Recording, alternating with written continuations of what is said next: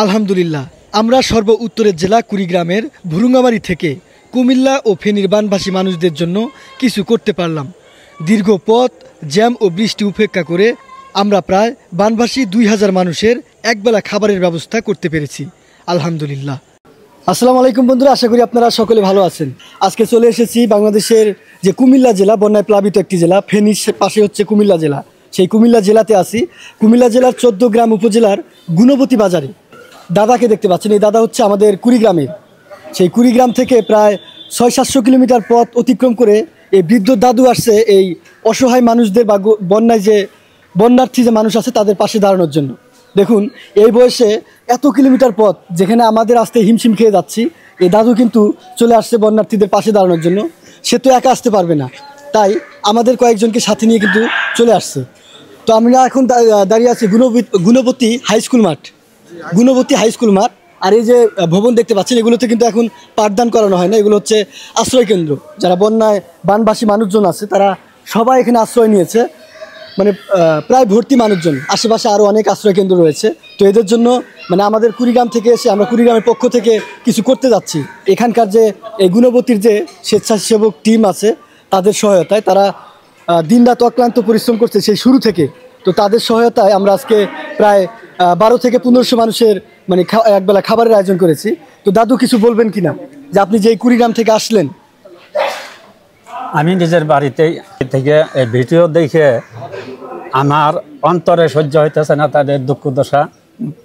ওই জন্যে কয়েকজন ছেলেদেরকে সাথে করে নিয়ে, আমি এই এলাকা চিনি না বা রাস্তাপথের ঠিকানাও আমি জানি না, এদেরকে সাথে করে নিয়ে এখানে আসছি।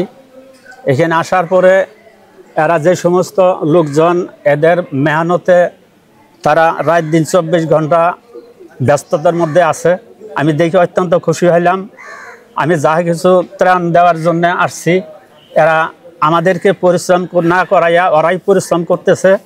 আর যেখানে যেখানে আশ্রয় কেন্দ্রগুলি আছে ওইখানে খানা পাক করে তাদেরকে পৌঁছায় দিতেছে। আচ্ছা, এখানে এই গুণবতী বাজারের যে স্বেচ্ছাসেবক টিম, মানে যাকে আমি চিনি শুরু থেকেই, অনেক আগে থেকে তার সাথে পরিচয়, রফিকুল ইসলাম রায়হান। তো এই আসো এদিকে একটু। তো এর মাধ্যমে আমার এখানে আসা, আর এদের মাধ্যমেই সেই ত্রাণটা বিতরণ করা হচ্ছে। আসসালামু আলাইকুম। যারা কুড়িগ্রাম থেকে আসছেন, সোহেল ভাই ইন্ডিপেন্ডেন্ট বাংলাদেশ টিভির কর্ণধার, উনি আসলে শুধু ইউটিউবার না, আমি বলবো যে ওনাকে একজন মানবিক মানুষ। আমি ওনাকে অনেক আগ থেকেই ফলো করি। সারা বাংলাদেশের যেখানে যে কোনো দুর্যোগে উনি জাফাই পড়েন। আসলে ওনার সাথে ফ্যান লিস্ট আজকে দীর্ঘদিন, ওনার সাথে টুকটাক কথা হয়, ওনার সম্পর্কে এত বেশি জানা হয় নাই, যতটুকু জানলাম উনি এখানে আসার পর। তো কুড়িগ্রাম থেকে এই বৃদ্ধ মানুষ, যিনি হাঁটতে এখন কষ্ট হওয়ার কথা, যার মনোবল এত বেশি চাঙ্গা, তার শরীরের শক্তির চেয়ে মনোবলের গুণ এত বেশি চাঙ্গা যা বলার বাহিরে। উনি 700 কিলোমিটার কুড়িগ্রামের পথ, 700 কিলোমিটার হবে না, 700 কিলোমিটার পথ পাড়ি দিয়ে আমাদের 14 গ্রামের গুণবতীতে আসছেন, যেটা বন্যা প্লাবিত এলাকা। বন্যা প্লাবিত এলাকা হলেও আমাদের এই যে জায়গা, এটা হচ্ছে যে আশ্রয়কেন্দ্র। সবসময় আশ্রয়কেন্দ্র উঁচু জায়গায় হয়, এটাই স্বাভাবিক। এই যে দেখছেন পিছনে আশ্রয়কেন্দ্র, আর এখানে অনেক মানুষই আশ্রয় নিয়েছেন যারা বনবাসী। তো ওনারা কুড়িগ্রাম থেকে এসে এখানে খাওয়া দাওয়া রেডি করছেন। আমি আসলে একটা বিষয় ভেবে গতকাল রাত্রে পর্যন্ত অনেক বেশি ভাবছি, এটা যে কুড়িগ্রাম যেখানে কুমিল্লার চাইতে তাদের জিডিপি তাদের অনেক কম, তাদের আয় উৎস অনেক কম, এবং কি তারাও এক প্রকার বন্যার্ত এলাকা, বিভিন্ন তাদের অঞ্চল অনেক জায়গায় বন্যা প্লাবিত হয় প্রায় সময়। তো এই অঞ্চলের মানুষ ওইখান থেকে এখানে এসে 1500 মানুষের খাওয়া দাওয়ার রেডি করা, খাওয়া দাওয়ার তৈরি করে খাওয়ানো, সেটা আসলে এক প্রকার অবাক হওয়ার মতো। এবং কি তাদের মনোবল, তাদের মানবিক গুণ আসলে অনেক বেশি।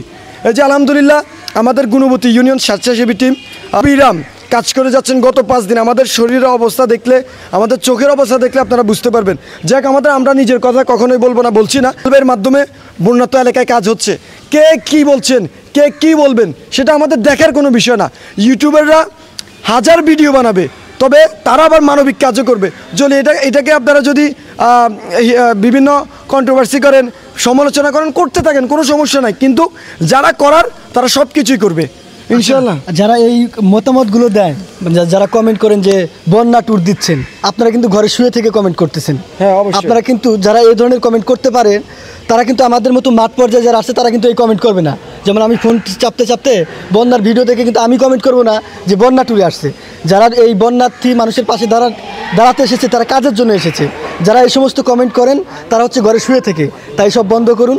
তো ধরলাম আমি ছোটো, যারা বড় বড় ইউটিউবার আছে তারা হয়তো আপনাদের কাছে খবর না পৌঁছাইলে এই টেলিভিশন মিডিয়া এতটা পৌঁছানো পারতো না আর কি। পারতো না। এই আমাদের মতো যারা সোশ্যাল মিডিয়ায় কাজ করে তাদের জন্যই আপনারা জানেন যে আজকে বন্যা হচ্ছে দেশে, তাদের জন্যই জানেন যে আজকে দেশের অবস্থা খুবই ভয়াবহ। তো তাই এই সমস্ত কমেন্ট যাদের করার তারা করবেই, করবে। আপনারা করতে থাকুন। আর কাজের মানুষ কাজ করবে। আচ্ছা, তো এই কুমিল্লার গুণবতী বাজারের আশেপাশের বন্যার আপডেট আপনাদেরকে আরও আপডেট দেবো, আপনারা দেখতে থাকুন।